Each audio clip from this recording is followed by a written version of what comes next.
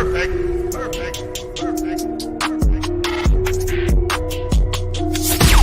Coming to you live from the basement of an abandoned training facility where we talk about fighting, training, and events.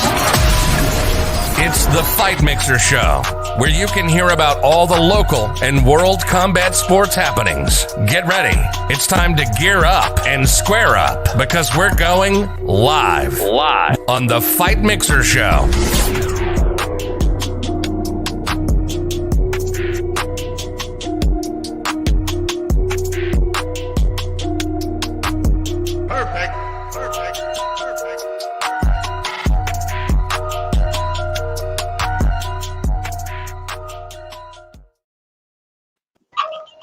What's up to all my bros with different area codes, baby?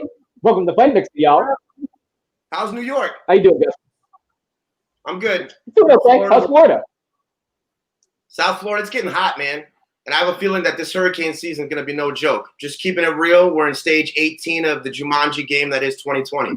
Holy shit. Yo, 2020 is the fucking worst year. Yo, 2020 proves that it's never too early to have your first Vietnam flashbacks. We're all going to die. Congratulations on surviving, everybody that's watching. Seriously.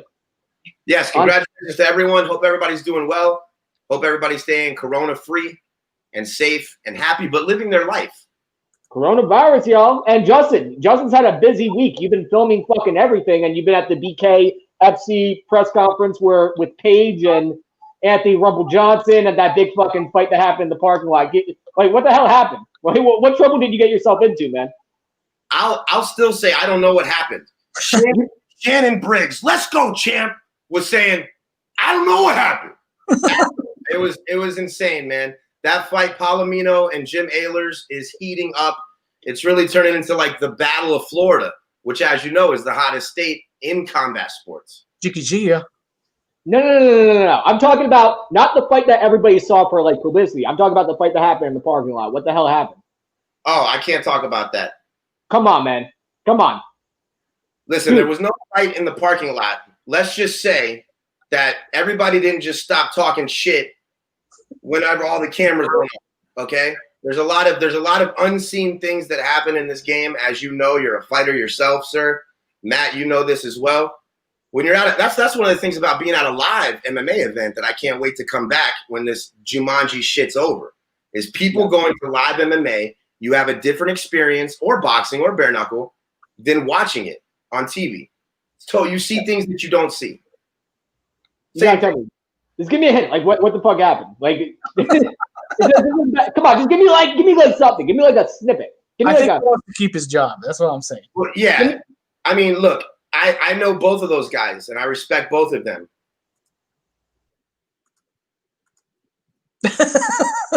Just like prom. Just give me just a tip, baby. Like, what the hell happened? Like, did they really like? I'll tell you this. I've got friends that are really close to Palomino, and I've got friends that are really close to Jim Ehlers. And let's just say that they're both beyond a boiling point. And both sides told each of my friends that guy doesn't want any piece of me. So you got two trains about to collide. And I hope that it happens in BKFC and that they don't run into each other in like a parking lot somewhere in South Florida, because that parking lot's going to have problems. That'd be bad fucking business. Go back and watch the video. It took Rumble Johnson and Shannon, let's go champ, Briggs, and like 20 other people to hold those guys back at the press conference. Shannon Briggs. That's another fucking legend. I hope he climbs in the ring. We have Mike Tyson and Roy Jones Jr. I want Shannon Briggs to come back. Shannon Briggs is signed with BKFC. He's fighting in BKFC. Yeah. No fucking way. Oh yeah. That's why I want to get him on here. But Shannon the Cannon Briggs, dude. Can you imagine what's going to happen when that guy connects with no glove? shoot. You're fucking kidding me. He's actually actually committed? Yeah, he committed. And that's why he's putting himself out there more. He's always had a good, way of keeping his name in the game when he's not fighting. So him walking into ATT the other day made sense. And I'm glad he was there, because my anemic ass was running around in the back scared, if you noticed the video, holding my cell phone like, oh, please don't kill the civilian. I wasn't going to hold either one of those guys back, so I'm glad that he was there. You know what? Despite the pandemic, like MMA is starting to heat up again. You got Titan FC, which at the end of the month is going to be a crazy ass show. You were you were filming like promos for Titan FC. Like that's going to be a stat card right there. You got BKFC that's going down. You had UFC that happened this past weekend, which Daniel Cormier's retirement fight didn't go the way I suspected. And by the way, we also have Mark Hunt coming on, so hang tight, everybody. But what did you think about this weekend's UFC card? Like, what were your opinions on it? It was historic. I found myself watching that main event with those two guys. They're such good ambassadors for the sport outside of the cage that you don't want to see either one of them lose. So it was one of those conflicted. You're probably used to this as a fighter. When you watch two friends fight each other. We had a tight main event a couple months ago between Raymond Ramos, Godson, and Danny Sabatello, and I'm friends with both those guys. Watching the fight was like it was hard. So I had a similar feeling, but I enjoyed it, man. It was historic, And we have Frankie Edgar and Pedro Munoz this weekend, so the UFC train's rolling. Right, and I had Daniel Cormier on my podcast. Daniel Cormier is a great guy, and I'm glad he's able to ride off in the sunset and enjoy the fruits of his labor. I wish he exited on a W, but of course, MMA shit happens. It was a great fight, 5-round fight. It was historic. One of the best heavyweight fights I've ever seen in my entire life. Sugar Shane O'Malley fucking gets stopped. That made my fucking night, though. That was my favorite thing on the planet. I like Sugar Shane O'Malley, man. I think Cody Garbrandt coming out and shooting shots at him, saying, you're not built for war, like all this stuff. I think it's kicking a man while he's down. I'll be honest with you. I think that us talking about Sugar Shane O'Malley already first is part of the problem. We should be talking about Marlon Vera. Yeah, a lot's taken away from Marlon Vera because of Sean O'Malley's train derailing. But this is the summer for train derailments, bro. Oh yeah, and we're gonna have Colin Oyama, the coach of Vera, on the show the 27th. But I imagine like the board meeting in WMG the very next day, like, we invested all this money in the marketing of Sugar Shane O'Malley. I imagine somebody in that board meeting just fucking putting a shotgun in their mouth and just fucking blowing their brains out because, that was crazy. That was crazy, especially in the first round. GameStop shit. Like, let me ask you a question as a fighter. You've actually been in there. You will always have this crazy experience that I'll never, thank God, know what it's like. When he landed that elbow, when Marlon Vera hit him with that elbow at the end, and he kind of froze up for a second. My wife and I are still like debating. She's a huge Sugar Shane fan. If he was out or not, was he out in your mind?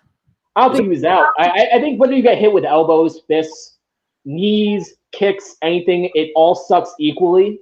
So obviously, like, you're a little bit shell shocked after you get like a clean hit. Like, and every punch hurts. Every punch hurts. I don't care what anybody says. Even though adrenaline's running and pumping through your veins, everything sucks, no matter what. And I think it just takes some time to doing the adjustments, and the shot happens. You're shocked by the shot because it actually landed, and it's just getting over that initial shock. I don't think he was actually knocked out or floored or anything like that. It just takes a little bit to process you getting hit like that and getting hit flush, But see, thank you for that insight, and I'm sure it all sucks. It all looks like it sucks. Which, by the way, Matt, great entrance, by the way. You should always walk in when we say everything sucks. So like we need like a little trumpet, like everything sucks, and then you come in. Nice. I think it would work. But I think his delay, Marlon Vera landed that elbow on the ground and he like froze. I think his delay right there is why the ref stopped it. So was that him going, everything sucks? Or was it him going, I'm just going to, take a moment here and cover up, but I wasn't really out of it. I'm just wondering what you think of that. I don't think he was knocked out. I do not think Sugar Shane O'Malley was knocked out. I think the initial hit, because it landed flush and it landed clean, was the thing that beautiful. Beautiful. Yeah, and I've been elbow on the ground before, and I was just like, oh, that fucking sucked. And he did it again, and then I got punched in the body. I'm like, oh, 3 of those sucked. And then I started reacting, and that's when I started actually grappling with him and like trying to make my escape when somebody was in my guard. I don't think he was knocked out. I think he was hurt I think the referee saw that he was hurt, and especially like look at the entire fight. Once Vera lands that kick, and then he switches, and he goes down to one knee. I just think the referee knew he was hurt. One way or another, he was hurt, and you saw the grimace on his face. He was hurt. No matter two ways about it, whether he was knocked out or not, he was still hurt. The fight should have been stopped because bad things could have happened. So like, good call on the referee, no matter what. Well said, sir. Listen, the world knew that guy was hurt. The old man in the back row with the little mini telescope from 1890, whatever, he knew that he was hurt. You know what I mean? But I don't know. Let me ask you this follow-up question about that specific fight. Sure. How much of it was him not placing his footing correctly or slipping on the canvas? And how much is attested to Marlon Vera with that nasty calf kick or him, checking kicks? How much of that percentage of that pie do we give to Marlon Vera? Right. And Debbie, I love you, by the way. So just shooting that out there. And Debbie, thank you for watching. So I just think the kid, I don't think it's necessarily an issue with skill. I don't think it's necessarily an issue with how great of a fighter he is. I think that it comes down to attitude. Attitude determines your latitude. I think he came to this fight with a piss poor attitude.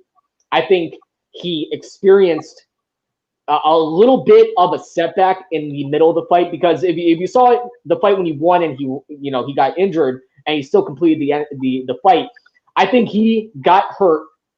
He hurt his ankle or foot or whatever, because they did x-rays and they couldn't find anything wrong with him.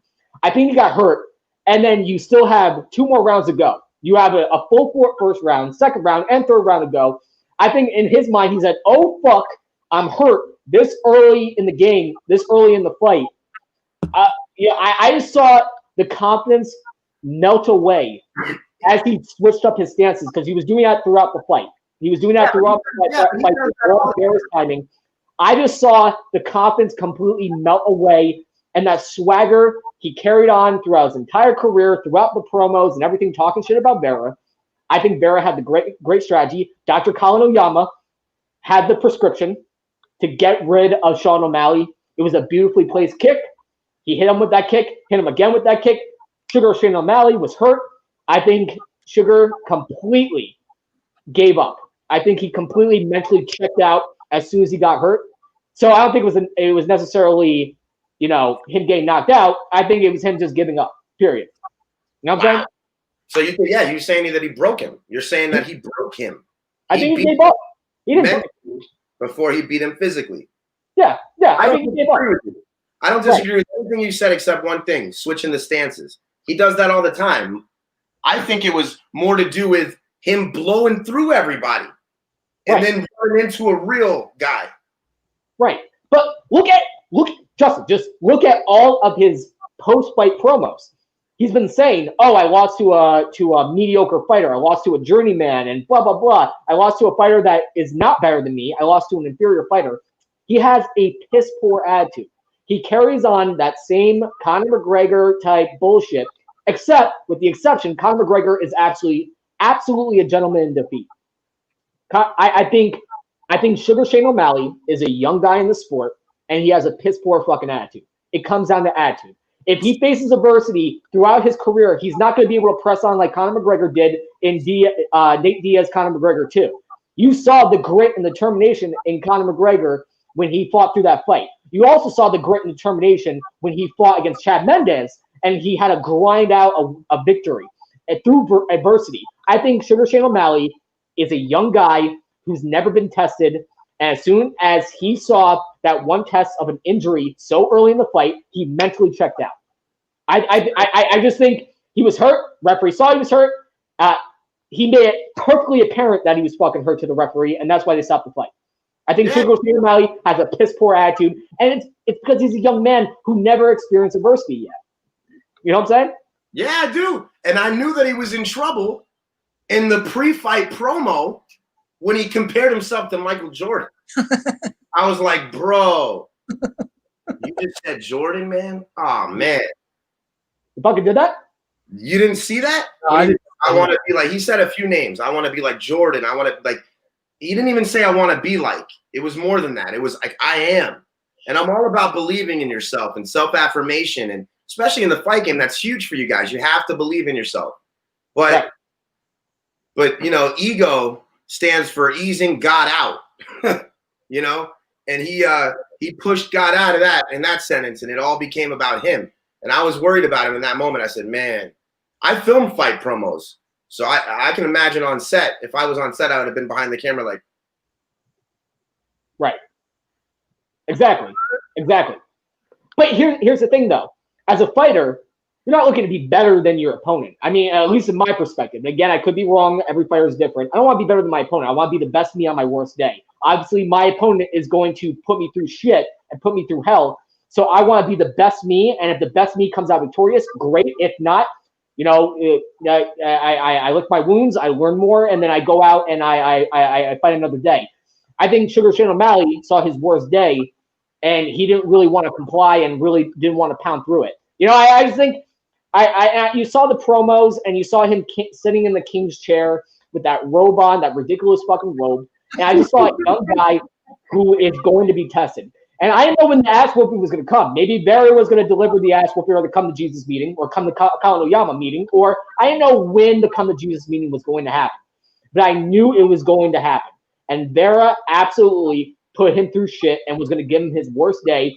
And Sean O'Malley was not going to comply with that shit. When you're told how great you are, when you have WMG, a publicly traded company, investing so much money in your marketing, investing so much money in your character and your persona, and telling you, oh, here's millions, kid, we're going to make you a fucking star. You stop becoming a fighter, and you want to be a star because you now believe that you're a fucking star. You now believe you're above everybody. And when you think that you're above everybody, when somebody that you think is below you starts whooping that ass, you're going to check out. And you're going to, you know, that's going to really test you. Whether, you know, you believe the fucking hype, the hype that was given to you or not. And Sean O'Malley did not believe that fucking hype, baby. He did not believe that hype. He did not check in when the stakes were down. George St. Pierre, UFC 100, fucking pulled his grind. He sat in his corner, and he said, dude, I fucking pulled my grind. I'm fucked up right now. And his corner said, this is where champions are made, baby. And George St. Pierre checked right in and finished those 2 rounds with takedowns. And he finished that fight with a decision and kept his title. And your boy McGregor did the same thing in the Max Holloway fight. Yeah.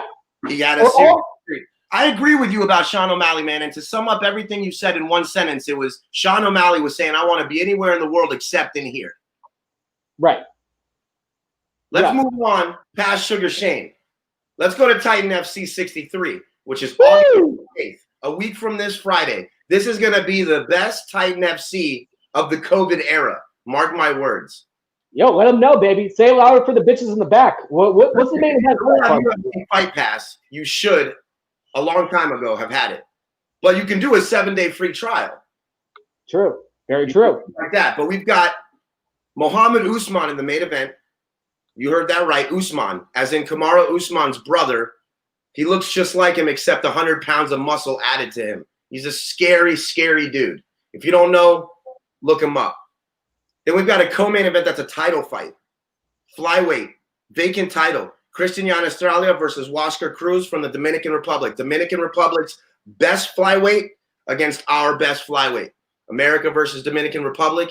And the 2 guys that held that belt before, whoever wins that fight, were Juan Puerta and Jose Shorty Torres. So that Titan belt specifically in the flyweight division is known on paper to catapult fighters to the next level. It's an important fight. And then you've got killers on it like Roman Feraldo, Gus Villamil. Then you got goat shed guys coming in like Ryan Coos. Ryan, the 3rd Street motherfucking Savage Coos.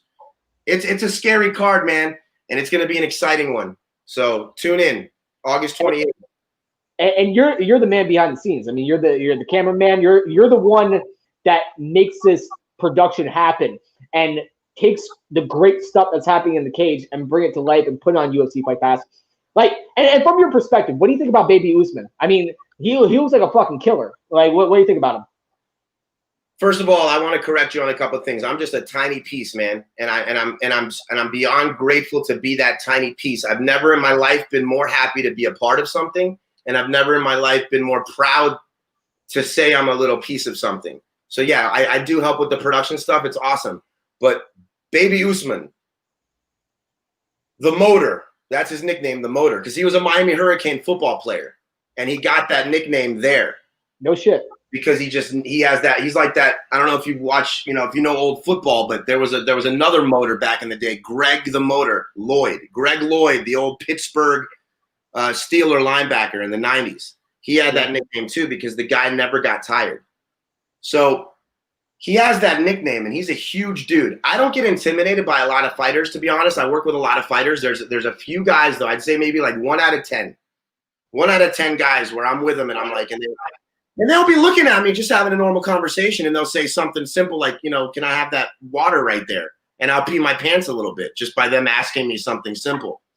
And he's one of those 10, man. Super nice guy.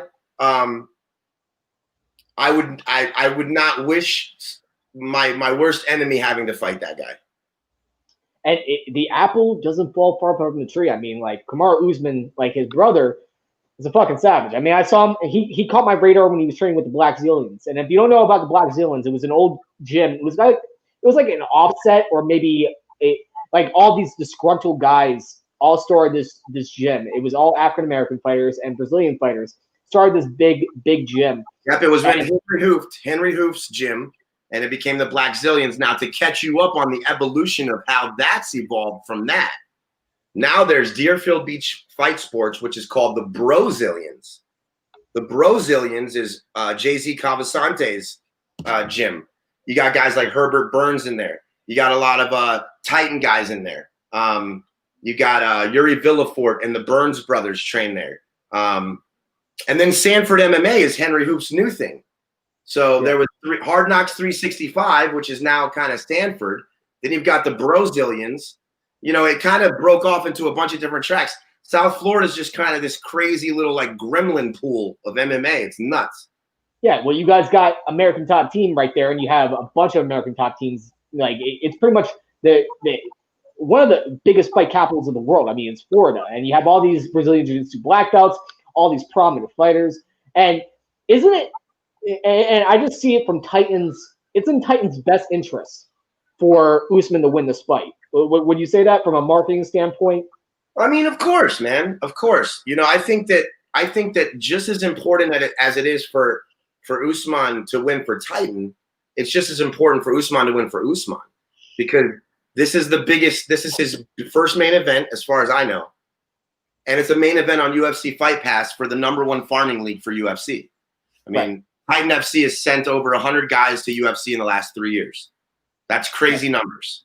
If you win main events in Titan, you're going to get the call. If you win a belt in Titan, you're going to get the call. So they're setting him up for success, for sure. Whatever you believe, the universe, God, what have you, has laid out all the things for him to be successful. Yeah. And it's pretty much, and just to get people at home what Titan FC is, it's the equivalent to, if you live in New Jersey and New York, Ring of Combat. Louis Neglia is a old school fighter who's, respected throughout the fight game. And Ring of Combat has sent over a plethora of fucking talent to UFC and Bellator. So Ring of Combat, the equivalent from New York and New Jersey is Titan FC in Florida. But Titan FC has been around since 2003. They produce so much fucking talent. 2006. I'm so sorry, 2006. And the talent that's on there is unfucking parallel. And you have like American Top Team is one of the best schools and one of the best teams ever in mixed martial arts history.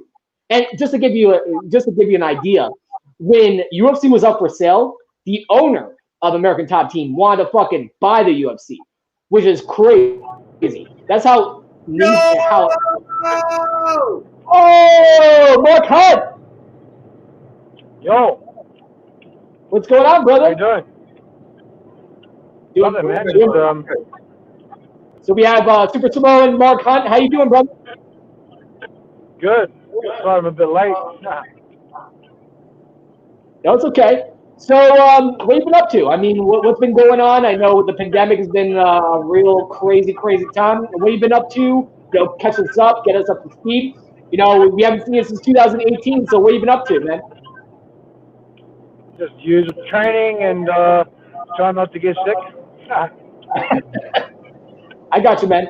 So you say you're still in training. Are you preparing to fight again? Or are you preparing to get back into the ring? What's the game plan for you? Yeah, just looking forward to finishing my career.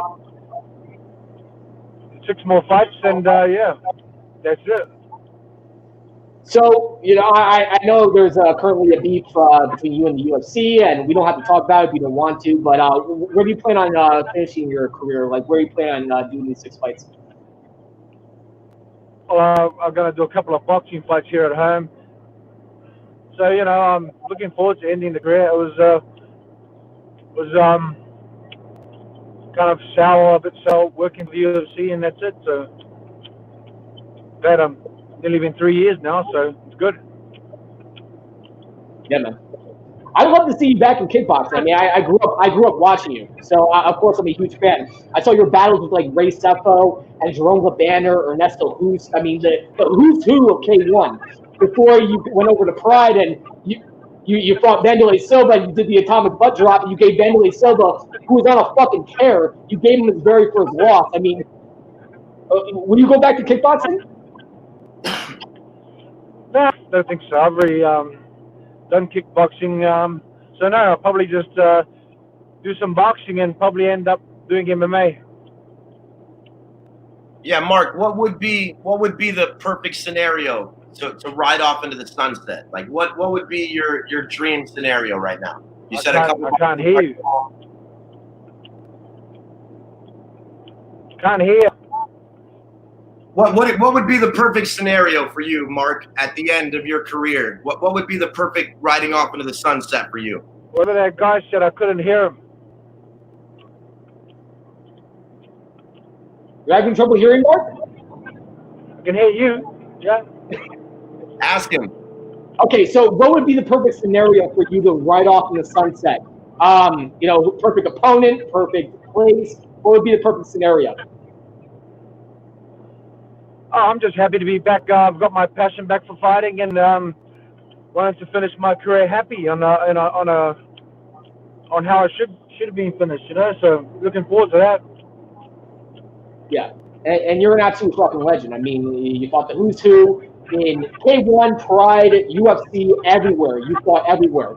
So, and going back on the original thing that we brought up, so what's going on with the entire thing with the UFC? I know we talked about the lawsuit a bunch of times, but where are you at with that? Are they planning on settling? Are they planning on like making things good again? Because everybody would love to have you. I mean, planning to make things good again. They've never made things good. All they've been doing is just ripping people off for 20 years. So we're actually ripping the fighters off for 20 years. yeah. So when you say making things good, they haven't done nothing good. Just taking from people, the fighters, and taking from them. So yeah, hopefully October that ends, and the other lawsuit, I think it's about to be heard in September. So I think everything's coming to a close. It's kind of crazy times, to be honest, but looking forward to these ending and hopefully go to trial with my court case. Absolutely. And we talked about the last episode, and I'm a big advocate for the Muhammad Ali Act. I think it needs to happen. I think it needs to be put in place. I actually talked about this in the last episode, where they need to put something to protect fighters. It's all about the fighters. This is what makes the sport work. People like you have carried the sport on their backs for years to build the sport up to where it is today. Do you think the Muhammad Ali Act would be enacted? What's the status on that? I think that's being heard in September 10th, I think it was. But yeah, it needs to be implemented in MMA for sure. I mean, the fighters are getting taken advantage of, and they've been getting taken advantage for a long, long time.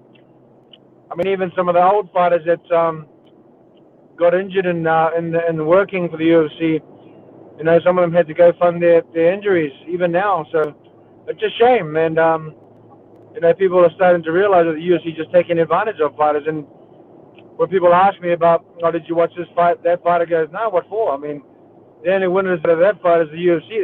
They're just ripping every fighter off. I got you. So not interested not interested in watching anything like that. I got you, brother. And Justin, you want to try talking to Mark Hunt, see if he can hear you?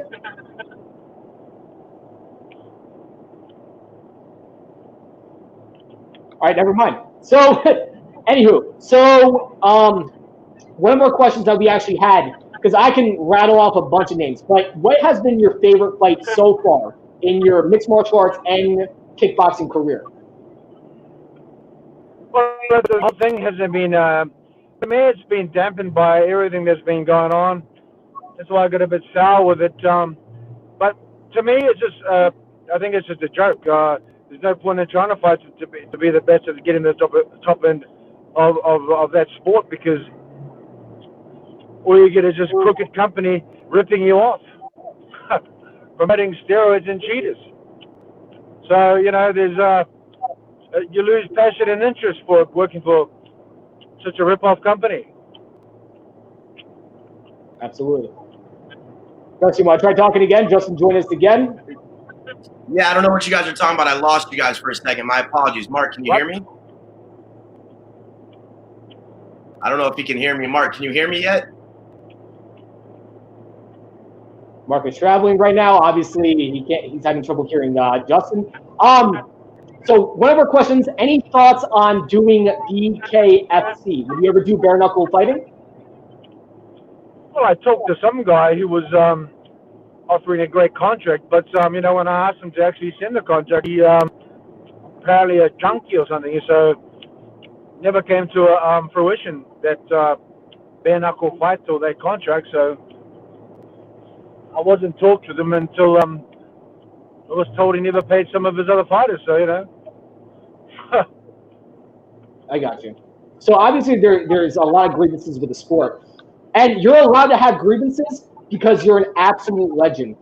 If you were running the sport, like besides Fighters Pay, Muhammad Ali Act, what do you feel, especially during the times of a pandemic? What would you do if you were running a mixed martial arts show? Like, what would you do to change the game? Say again? If you were running mixed martial arts, because Ray Sefo, an opponent of yours, actually runs PFL. He does a great job. He does right by everybody in the sport. If you were running your own promotion, how would you run it? Because obviously there's a lot of grievances. Obviously you would do a great job. How would you run mixed martial arts, especially during this time? Well, it'll be fair, to be honest. The Ali Act will be in the promotion for sure. There'll be clauses in the contract for cheaters and steroid users for sure, and that don't make a sense. And that's basically it. I mean, you get caught the first time for steroid users, it's a 5-year ban, and then the next time you get caught, you're banned for life. They'll get not 20% of what they're getting now. They'll get 50%. But I mean, why shouldn't the MMA fighters get the same as boxers? I mean, everyone's watching the mixed martial arts fighters, so why can't guys like Jones or any of those champions make $50, $60, $70 million Right. per fight? So, I mean, and I agree. And I think because WMG, when they bought UFC, and they had Brock Lesnar, Brock Lesnar, they fast-tracked him. And he ended up pissing hot right after he fought you. So it's fucking crazy how they're putting money over, doing what's right by the fighters and not going by what is supposed to happen, where you are in a drug testing pool, you're constantly testing. But I think, Mark, if you agree with me, please say something. But I think that they're putting profits and they're putting money and they're putting, selling pay-per-views over the safety of the fighters, because people could be seriously hurt when you're fighting guys that are juiced to the fucking gills, Yeah, they've done it for many, many years, and just look at their track record. I think they're all in cahoots together, and just look at their track record of how they do things. Hopefully this lawsuit doesn't, fixes them up and teaches them a lesson. But they got a lot of money, these guys, and they got a lot of money by ripping all these fighters off. Did you ever experience those issues when you fought in Japan? Like, did you experience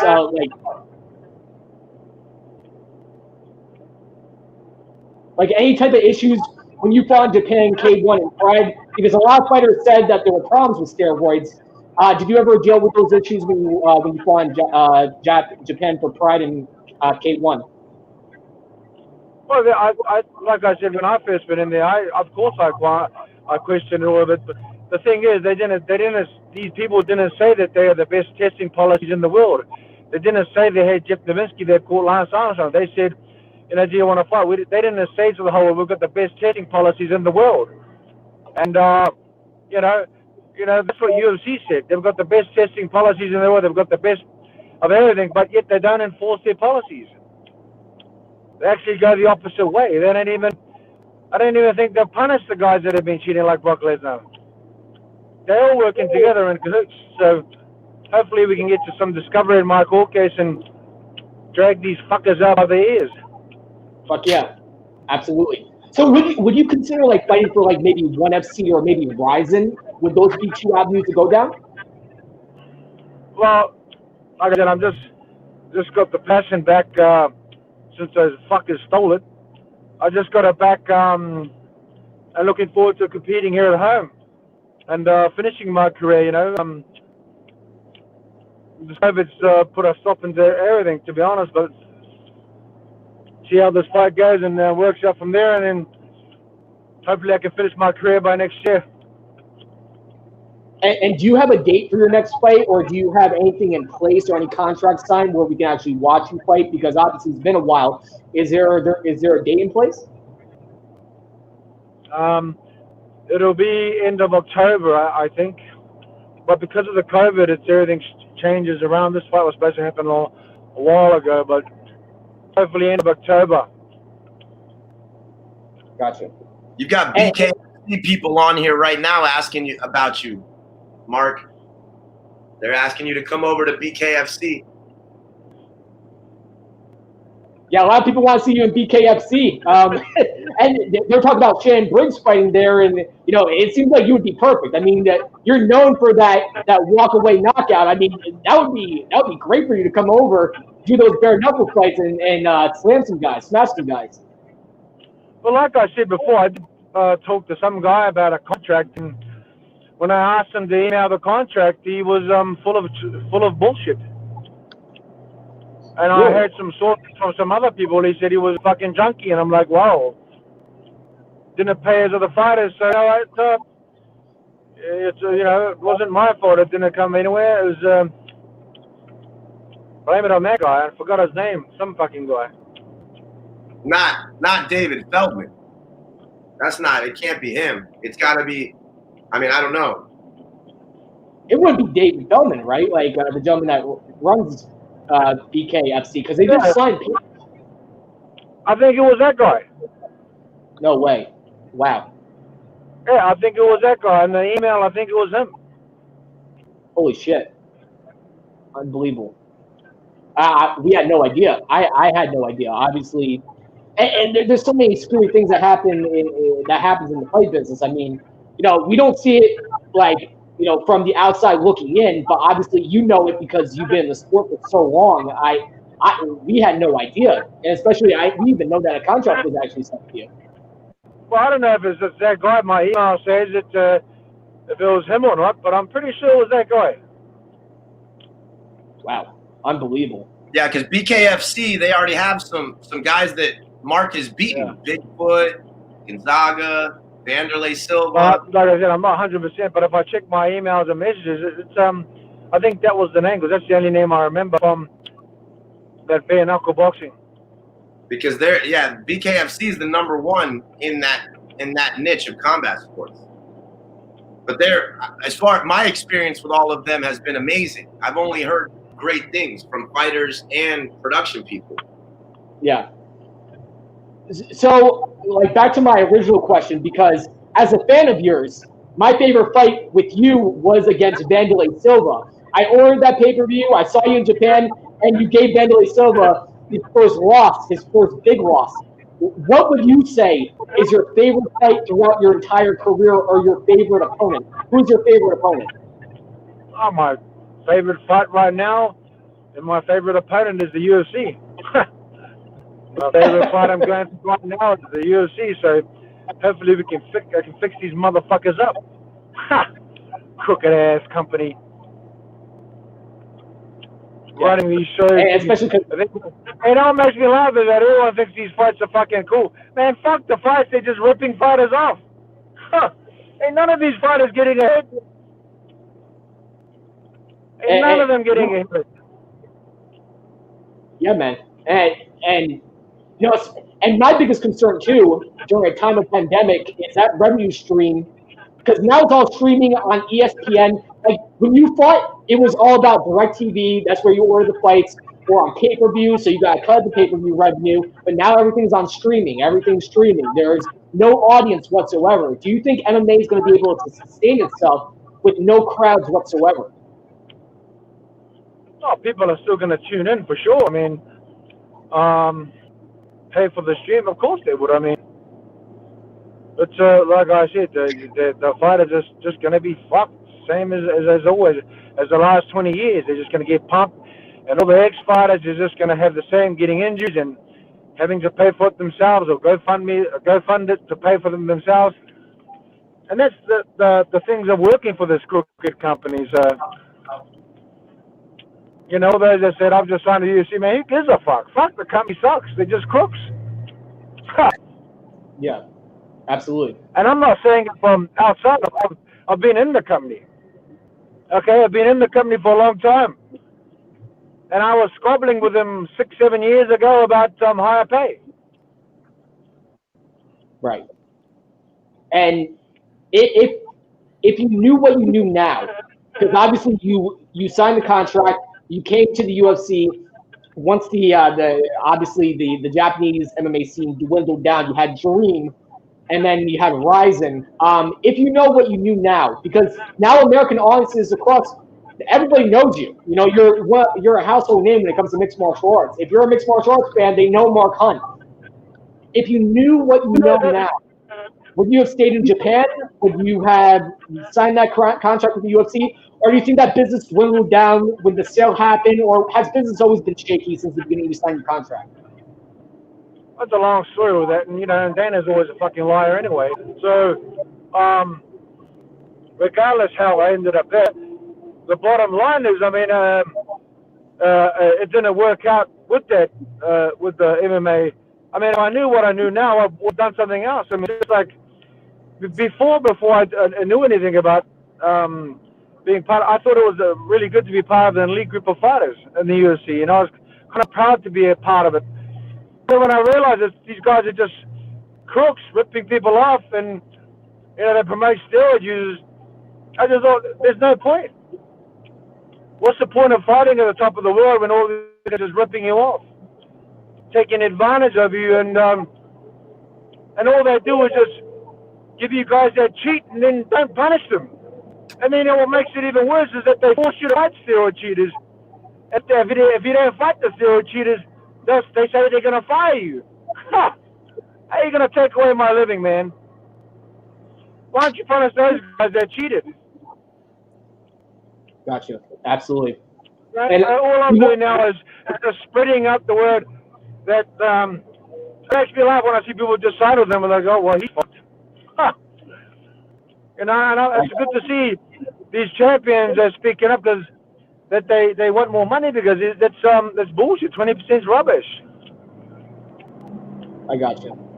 So obviously, we might let you go and let you get back to whatever you're doing, and you know, get you back into training. I can't wait to see you fight in October. Again, you're one of my heroes. One of the guys I grew up watching. So, is there any last words? Any venue we can watch you? You know, is the fight signed, or where can we stream you, and where can we watch your next fight? There'll be some media up for the events. We'll see how that goes. Looking forward to it, you know. So thanks for having the show. You know, keep spreading the word about these fucking crooks.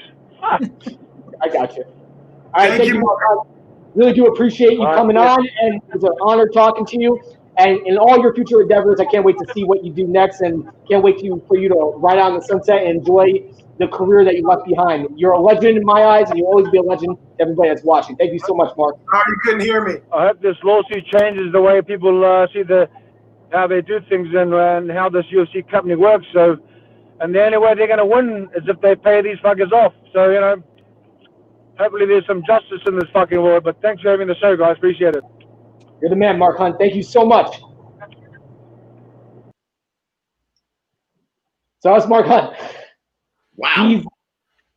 He's obviously very, very fucking upset at the UFC right now. So all I kept thinking the whole time, because I couldn't talk, so I just had the image of him butt bombing, butt splashing that Japanese fighter in Pride over and over in my head.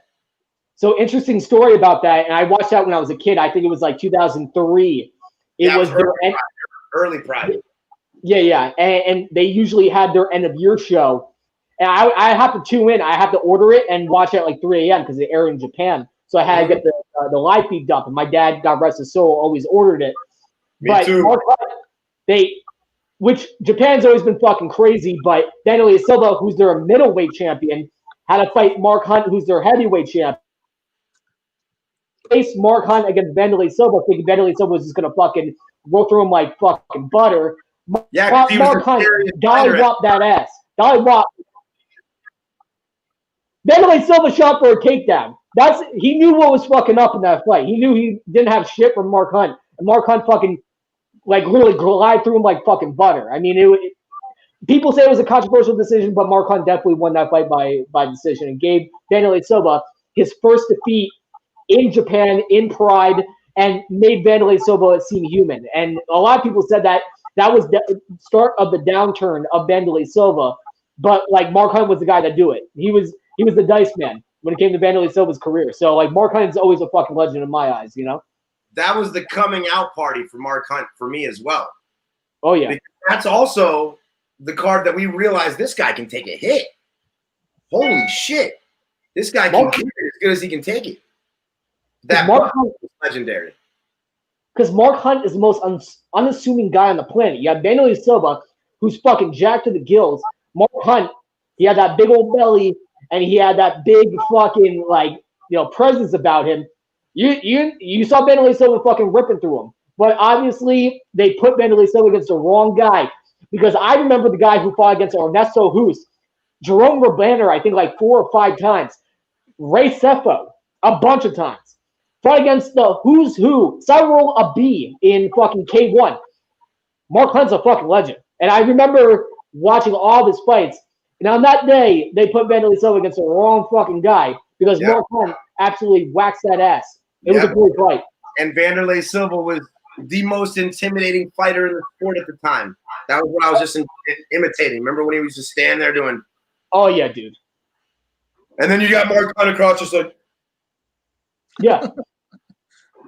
Like, and can we Vanderlei Silva, I did not like Vanderlei Silva because my biggest hero growing up was Kazushi Sakuraba, and he beat Sakuraba 3 times. Once in 2001, again in 2000. No. It was once in 2000, once in 2001. Yeah, Championship Chaos in 2001, and then another time at the Pride Grand Prix 2003. So I did not like Vanderlei Silva. So seeing Mark Hunt give him his very first L in Pride and make him seem human, because they kept feeding him like little Japanese guys, and Vanderlei Silva just fucking tore right through him. And then finally Mark Hunt stood up to the challenge, accepted that Pepsi challenge, and fucking won a decision. And I love Vanderlei Silva now. However, I did not like him back then because he beat my hero Kazushi Sakuraba 3 times. So like Mark Hunt is a hero in my book. Watch, bro. Those were hard those Sakuraba Vanderlei Silva fights were hard to watch. And you notice the progression of Sakuraba wearing more and more like bandages. The guy had like all the coverings, bro, pads on everything. And he just like progressively got more padding as the trilogy went on. Yeah, because Sakuraba, okay, now I'm going to fucking vent. I'm sorry because I had a little bit too many Budweisers, and now I'm going to fucking vent. Because hey, I'm too, bro, on coffee right now, so you're not alone. Sakuraba, they put in the wrong weight class, and they kept feeding him fucking monsters. That's because he was he should have been a welterweight his entire fucking career. He's your biggest star in Japan. Why the fuck would you feed him Vanderlei Silva? Holy shit, this makes me drink. And Sakuraba's best performances were at welterweight. Look what he did to Hoist Gracie. How long was that fight? Like 257 rounds? It was 70 minutes. It was the longest MMA fight in fucking modern day MMA history. That's what I just said. Sakuraba had to fight Igor Vovchanchyn after. Oh my god, I'm gonna fucking drink.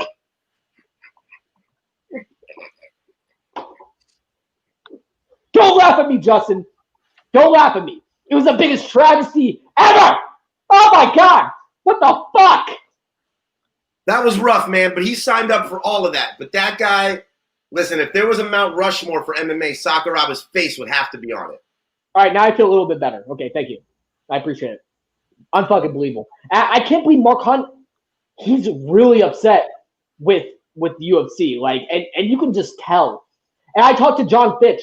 John Fitch, who was on my podcast, and shout out to John Fitch. This is a serious issue when it comes to fighters. I really think, and just talking to previous fighters, and you know, I'm an advocate for fighters. You know, I fought, and I want fighters being taken care of. I love the UFC. I love Dana White. I met Dana White once. He's a great guy. I want the fighters being taken care of. Mark Hunt is not on the crazy side of history. Mark Hunt is just standing up for fighters and saying that, hey, if we're going to be building the sport on our backs, we should be compensated for it. We should be taken care of. There should be a good ranking system. We should be paid accordingly. We should be paid like boxers. Like, Mark Hunt is not exactly, and you might have saw the entire interview and said, oh my God, Mark Hunt's going off the rails. But obviously this is a passionate topic to him because this is just basic fucking fundamentals that happen in NFL, NBA. NFL, they pay fucking O.J. Simpson still.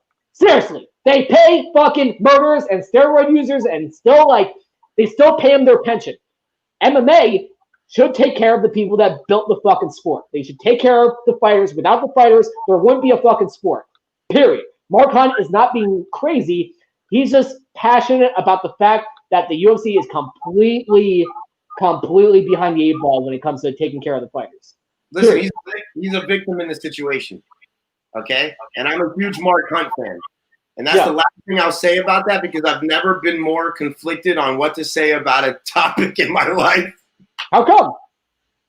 Let him know. Say it. I hate you, David. No, come on, say it. How do you do it? No, because, I mean, it's not about anything that he said, man. It has nothing to do with anything that Mark Hunt said. About the topic, though, Justin. What do you feel about the topic? The topic is fighters. This is the order. Fighters, fans. That's the order of importance. Fighters are number one in my head. Right. So that should tell you how I feel about the topic. Okay. Fighters are number one, then the fans, then everybody else. Yeah. But he's in a conflict with people that I know, you know. Yeah, and I love the UFC, and I've ordered multiple UFCs. I've given the UFC a lot of my money. You know, I love the UFC. The UFC, I've never been more passionate about a company like I'm passionate about the UFC. None of us would be doing what we're doing if it wasn't for UFC. Exactly. We're all on the same page when it comes to that. But fighters getting their due. If you're going to wear Reebok, you got to protect the backs that are breaking them. You got to protect the backs that are wearing those Reebok clothes. You got to protect the fighters, and you got to pay them accordingly, especially if they're going out and making you X amount of dollars. It's not obscene. This shouldn't be a controversial topic. It's not. It's not at all. Fighters are grossly, disrespectfully underpaid, brother. And when you compare it to what other athletes get paid, it's an even deeper disrespect. These are MMA fighters are the number one athletes in the world. Period, bar none. Come fight me if you have an issue with that. It'll be a quick. But yeah, and they get paid shit, dude. It's horrible, bro. Listen, dude, I know some of the most badass fighters, and these guys have second jobs. These guys drive cars that are, you know, need to go to the shop once a week. These guys are struggling and grinding, and they are some of the most talented, humble, blessed athletes in the world.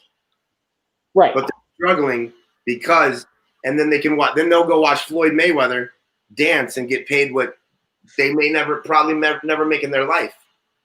Well, that's a different thing because Floyd, and just to defend. I'm talking about the balance of the money, brother. I'm talking about the balance of the money. You also have to look at how old the sport is. Sure. But just talking the percentage of the money pie. Oh, I understand. Wait a second, because the sport is a lot older than what you think. And I'll address that. I'll address that during. We're talking about the organizations themselves. Well, the organization UFC has been around since 1993, 94. Yeah, 93, 94, right? I think it's 93, bro. Yeah. But it was bought by Zuffa in 2000. Yeah, 2000. Their first major pay-per-view when they were back on pay-per-view was UFC 33 with victory in Vegas in 2001. And of course, how long ago has like the boxing been around? Like the organization? What? Well, bro, boxing's been around. The organization. Boxing is the oldest sports in the world. Wrestling and boxing is the oldest sports in the world. Go back 15,000 years. There were literally writings on the wall of Egyptian writings. No. I know what you're saying. I don't know the answer for like when the WBA or the WBC or the IBO or the IBF came into. We can look that up. But I'll tell you about bare knuckle. That bare knuckle belt that they give out was the one that Sullivan won in like 1880 something. Like bare knuckle actual organizations who have been around since the 1800s, brother. And I'm sure it's even older in Europe. I bet you could find bare knuckle organizations from older than that one, maybe. So it's actually original sweet science.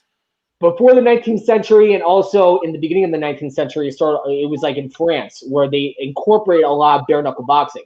So bare knuckle boxing has been around for quite some time. It's safe now, even safer now that they wrap wrists. BKFC been around. Correct. So bare knuckle boxing has been around for quite some time. But and I'll address this in my show, but MMA has been around. You can see droppings of MMA starting to form all the way back to 200 BC in fucking China, which means that coronavirus and MMA are the first things that are manufactured in China that have lasted longer than 20 minutes, which is amazing. So, MMA has been around for a lot longer than you think. Okay, so, but back on topic, MMA, even in the NFL, when there wasn't a lot of money to go around, I completely understand.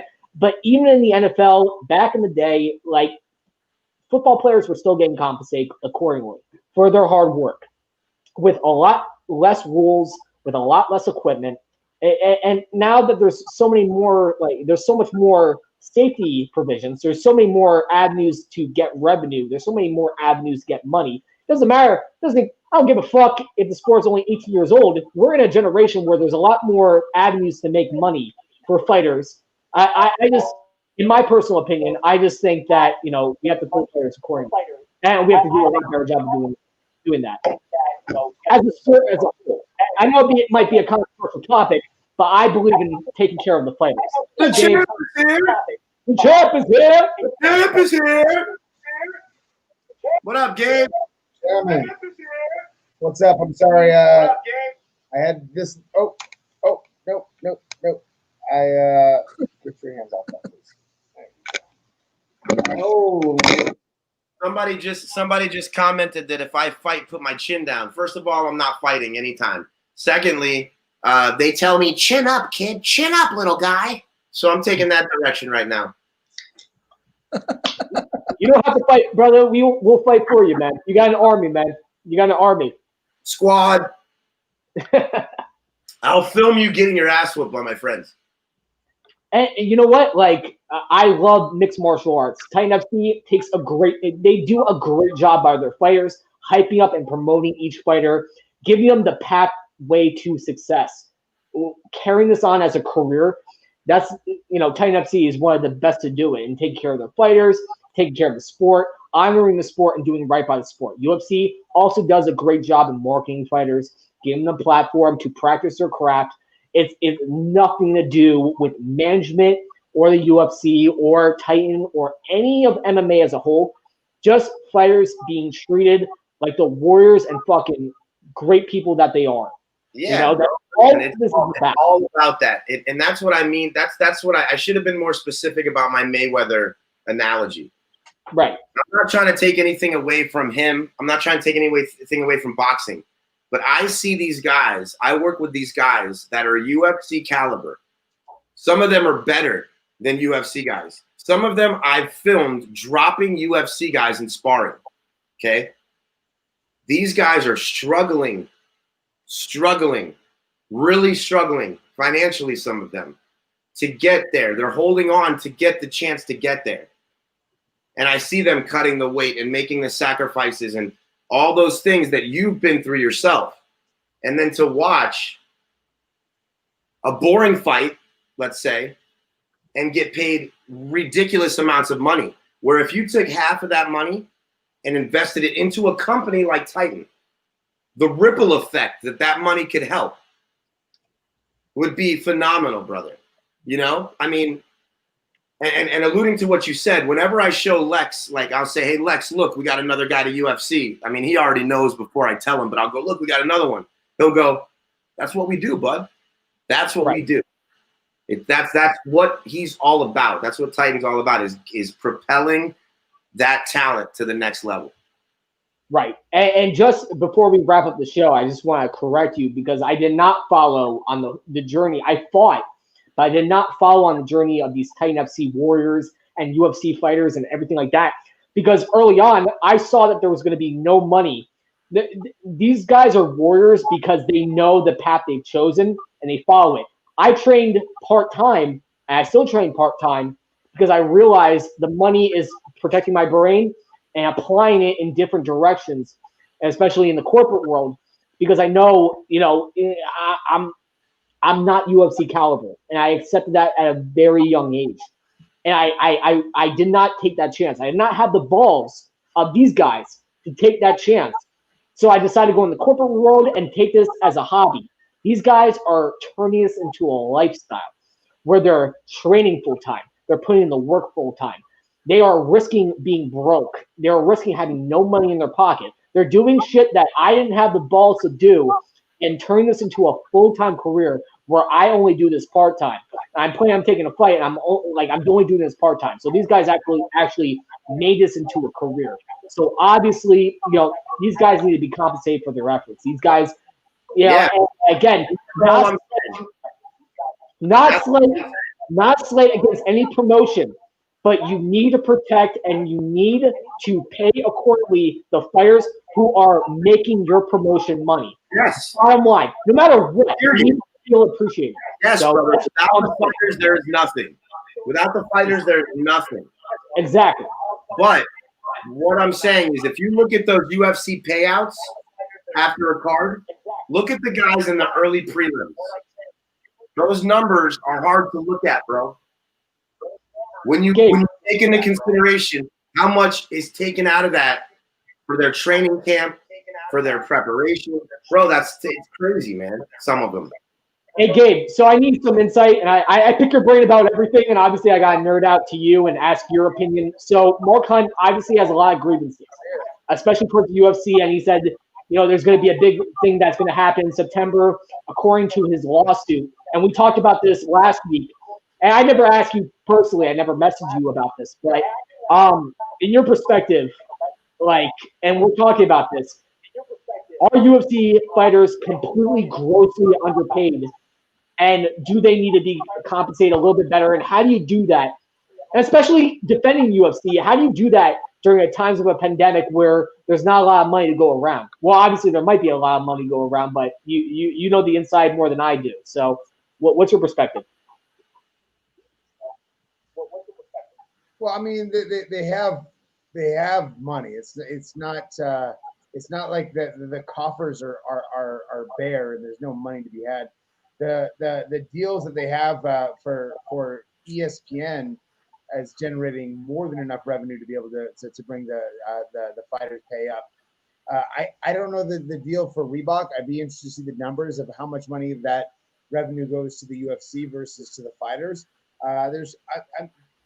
Look, they're last I heard they were projected to be a $6-7 billion company. And I understand that the company has to run the way a company does and has to be efficient, but the way you run your company is the ones that are doing the most work should be getting compensated for the work they do, right? And I think that I would like to see the books as a whole, and everything should be up front. I think it's a lot of times we go by what we're told instead of the actual numbers. Again, I was blown away when the lawsuit came out. 12 to 15% of revenue was going to the fighters. 12 to 15%. That is nothing. Nothing. Imagine put that into perspective in a different format. Say you have a construction company, right? And you're paying the employees, the ones that are doing all of the work, 12% of the profit, right? And you as the owner of the construction company, how can you justify that the people that are putting all the hard work and effort into making the construction as good as it can be are getting 12% of the profits that your company is making? How can you justify that? Right. So That's a great analogy, Gabe. That was a good analogy, bro. That for all the 5-year-olds like myself out there, that spelled it out. So not to be an advocate for the UFC, Gabe, and I want you to correct me, but like let's just say hypothetically speaking, I'm working for the UFC, and I say, well, Gabe, the reason why we're paying you 12% of whatever we're making is because it costs this much for production.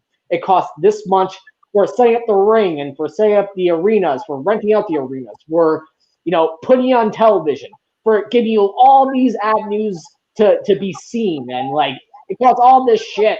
So like, how would you debate that? Where like UFC will say, well, that's the reason why we're paying you only 12%. Of course.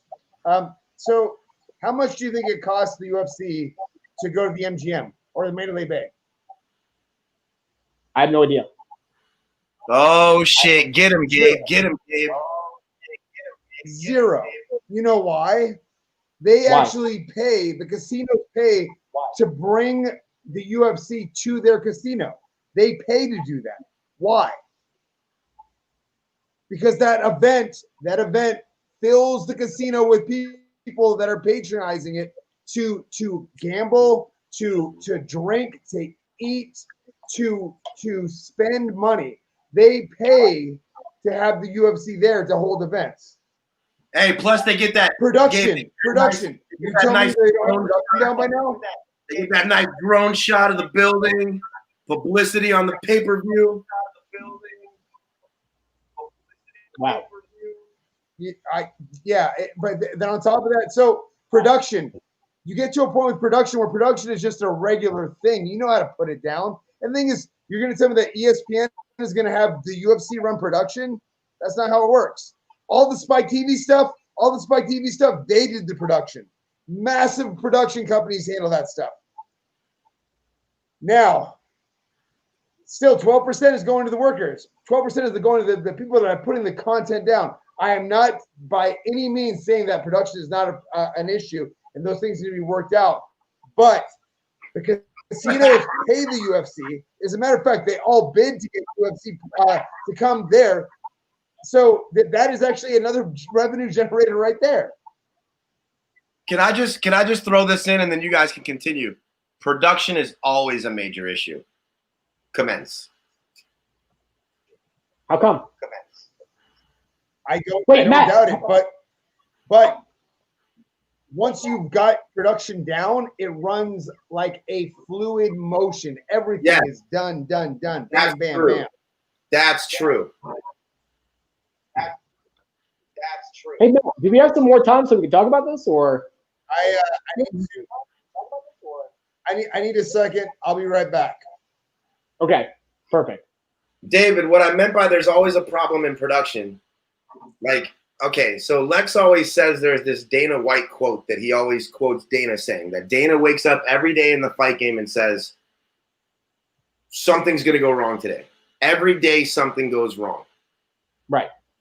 I'm trying to get that mentality in my head too, so that then when the obstacles come, it's just part of the, it's, oh, this is today's fire I got to put out.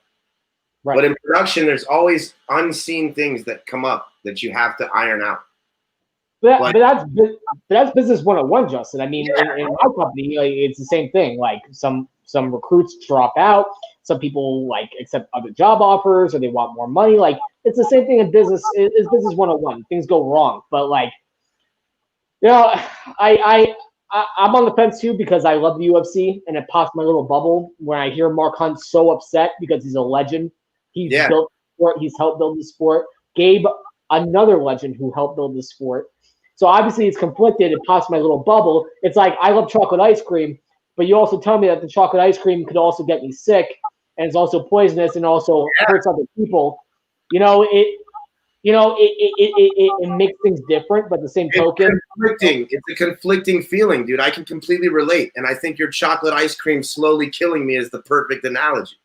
Exactly. So, and that's where I'm at with the UFC, and I think Dana White is an incredible president. I think he grinded to get, and I know personally because I've seen the purchase from Zuffa.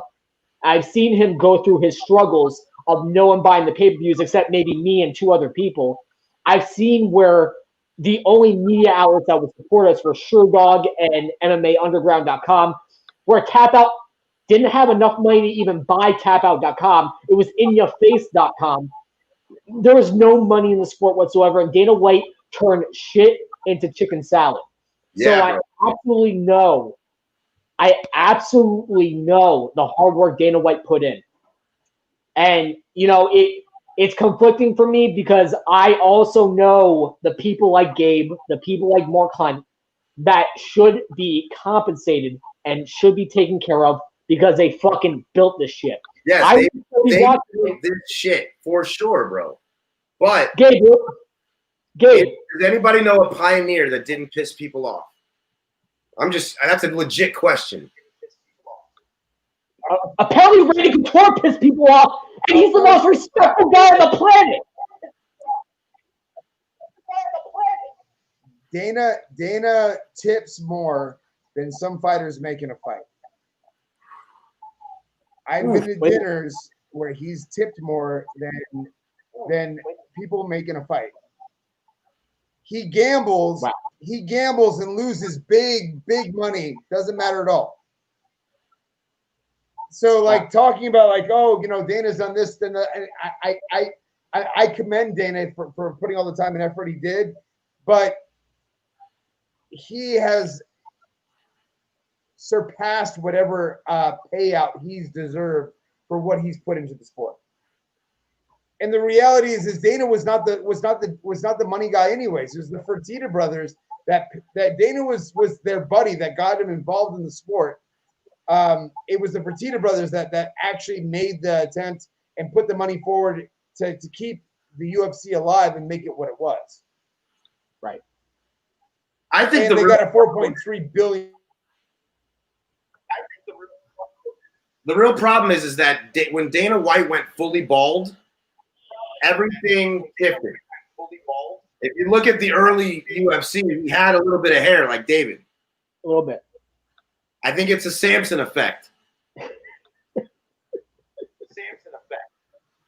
But I have no idea what to say. I just make stupid jokes, bro.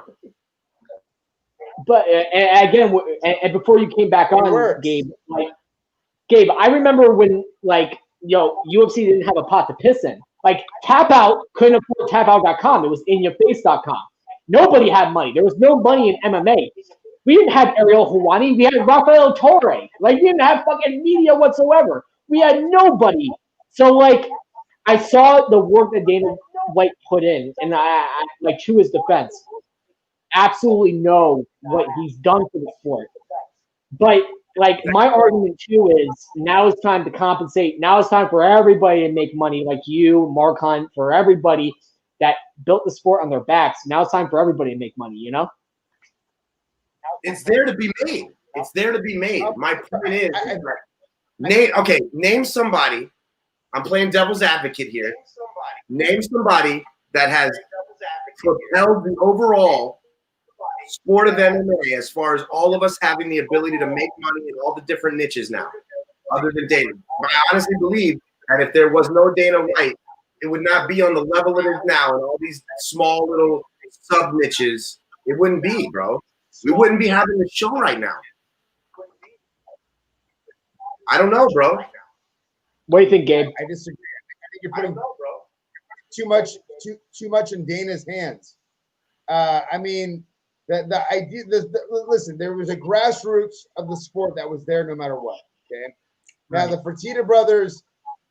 If we're gonna go over, we're gonna talk about the UFC, and we're gonna use Dana White as the prodigal member of MMA that kept it alive. The Fertitta brothers were the ones that financed it. They were the ones that believed in it. They were the ones that put the money in to ensure that their business venture got off of the starting block. Dana is just the face. And listen, I don't. He's done an exceptional job, and there's a reason why when the UFC was bought out, they kept Dana on with the contract as the president. Dana doesn't have any power anymore. Everyone talks about Dana like he's the guy. Ian, whatever the new company, they run the show. Dana's just the figurehead at this point. I don't disagree that he has a part of it, but acting like Dana, all this shit is here is disingenuous and giving the man way too much credit that he doesn't deserve. But his business model was the most successful too. So to play both advocate where I'm defending the fighters because all I care about are the fucking fighters, like you, Gabe, obviously.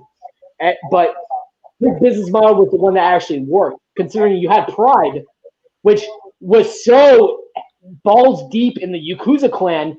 The original president of Dream Stage Entertainment hung himself from his fucking hotel closet, and then you had to get Sakurabia or Sakuraba, I don't even know his name, but he took over and completely drilled that company into the fucking ground where they lost their TV deal.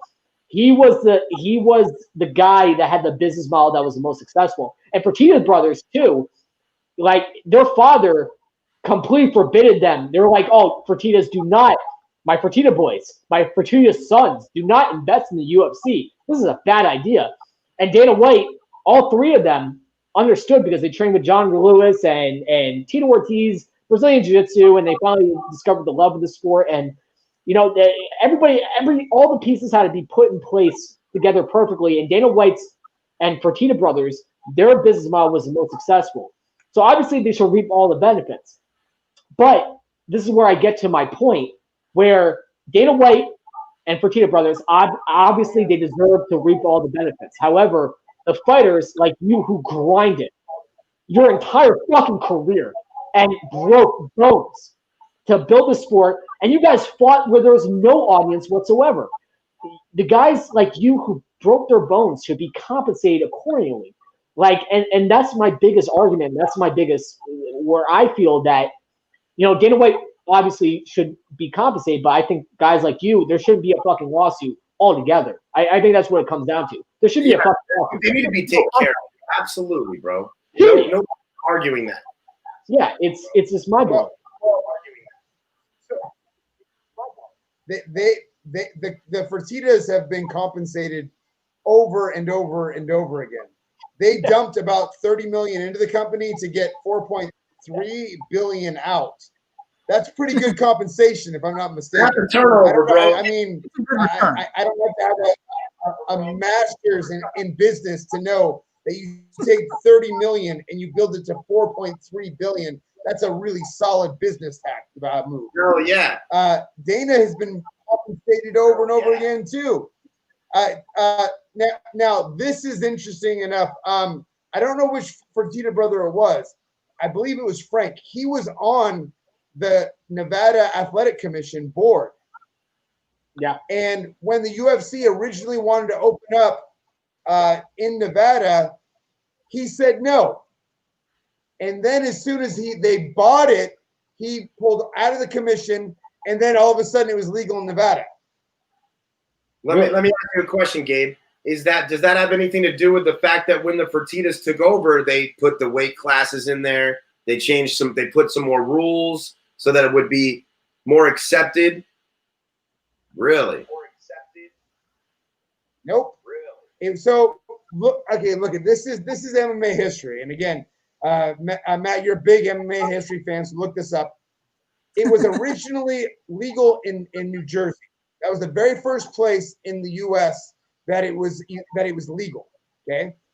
They tried to get it also to be legal in Nevada, so you would have the two gaming capitals of the world. You have the East Coast and the West Coast, right? New Jersey said, yeah, we're good. Well, let's do it. Nevada said no. And this is when, I don't know which Fertitta brother, but one of the Fertitta brothers was on the athletic commission at that point when Art Davies still owned the UFC. Wow. Now, my personal feeling is making it legal in Nevada was the starting point of opening everything up. Right. And just to interject, it was actually Frank Fertitta. He was on the Nevada State Athletic Commission. He was a part of the original group that actually legalized and got Mike Tyson back into the game after he bought Evander Holyfield's ear. So just to say. Also, they gave a provisionary license because one of the guys on the New Jersey State Athletic Commission was actually a part of mixed martial arts and was actually a mixed martial arts. So he actually saw the beauty of the sport. He was an African-American fellow. I forget his name, but and Trump Plaza was the ones that, like, Atlantic City was the one that, like, hosted when UFC came back and when Zupa bought it out. Continue. I'm so sorry for interrupting. I'm sorry.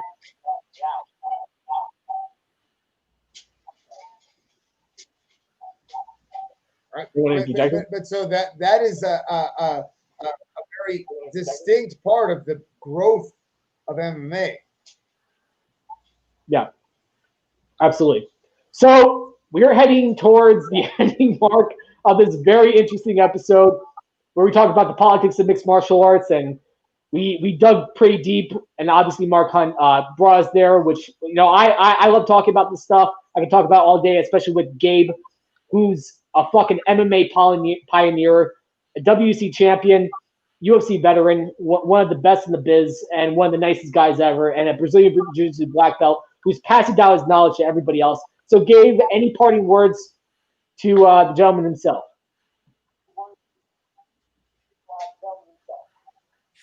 Well, I came in late today. I apologize for jumping in late, but I was on daddy duties, which supersede everything else in my life. Absolutely. But back to it next week, and hopefully we can get the lag on my laptop seems a little off, so I think I need to work on the Wi-Fi in my house in my studio. Awesome. And Justin, award-winning director, the GOAT himself when it is behind the cam. Justin, any last words from you, my friend? I just want to say thank you guys. My life is a dream right now. Being on a show with you guys is surreal to me, and I'm just grateful, man. And Titan FC 63, August 28th, 8 p.m., UFC Fight Pass. Tune in. And Matt, the producer of one of the best MMA podcasts on the fucking planet Earth. Matt, any last words, please? No, other than if you're at home watching something on TV and you get a chance, go to either Roku or Amazon Fire Stick or Apple TV. We now have our own app on there, so you can sit in the comfort of your own chair or bed and watch the streams from there.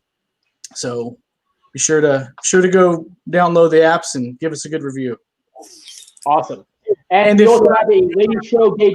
Also, if any other events or podcasts want to join us on the network, we're trying to get as much content on there as possible. So get a hold of me.